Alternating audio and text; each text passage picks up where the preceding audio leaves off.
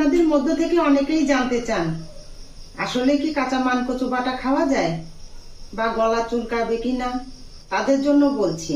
কাঁচা মান কচু বাটা অনেক পুরনো জনপ্রিয় খাবার। কিছু টিপস ফলো করলে গ্যারান্টি সহকারে বলতে পারি গলা চুলকাবে না। কচু বাটা করার জন্য কচুর গুঁড়ার শেষ অংশটুকু নেব। এই অংশটুকু আঠালো আর শক্ত হওয়ার কারণে টেস্ট অনেক বেশি ভালো হবে, জলস্বভাবও কম থাকবে। আসুন দেখাই কি কি লাগবে। কচু মোটা করে খোসা ছাড়াই নিছি, কালো সরিষা, নারকেল কুড়া, কাঁচামরিচ, লেবু, সরিষার তেল। ঝাঝালো বা বানার জন্য কালো শস্যটাই নিলাম। শুকনো এবং রোদ পড়ে এমন জায়গা থেকে কচু নিতে হবে। কচু উঠানোর পর 2-3 দিন ঘরে রেখে তারপর কচু বাটা করতে হবে। এগুলোর পরেও যদি আপনাদের গলা চুলকানোর ভয় থাকে তাহলে অবশ্যই কচুর রসটা ফেলে দেবেন, তাহলে আর গলা চুলকানোর ভয় থাকবে না। কচুর খোসা মোটা করে ফেলতে হবে আর অবশ্যই লেবু দিতে হবে।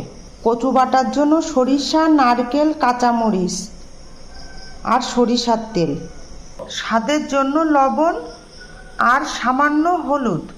এইগুলো থেকে একটাও স্কিপ করলে ভালো হবে না, এগুলো অবশ্যই দিতে হবে।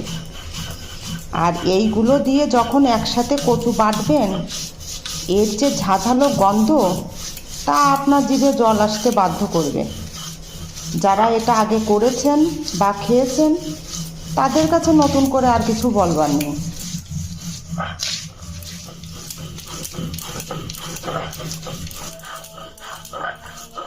এই বাটাটা শিখেছিলাম আমার ঠাকুমার কাছ থেকে, কিন্তু আমার বড় মা ও জেঠিকেও এই বাটাটা করতে দেখেছি।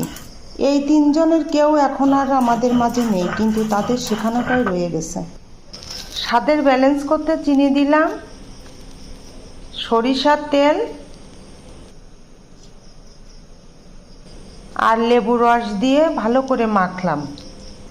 ভিডিওটা যদি আপনাদের ভালো লেগে থাকে অবশ্যই একটা লাইক দেবেন আর দেবী কিচেন ব্লগটাকে সাবস্ক্রাইব করে রাখবেন। এই যে আমার বাটাটা শেষ হয়ে গেছে,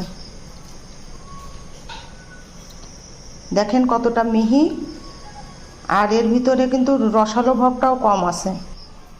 এইভাবে একবার করে খেয়ে দেখবেন, এর স্বাদ মুখে লেগে থাকবে। এতক্ষণ যারা ভিডিওটা দেখলেন সবাইকে অনেক ধন্যবাদ। ভালো থাকবেন, সুস্থ থাকবেন। আবারও ভিডিও দেখার আমন্ত্রণ।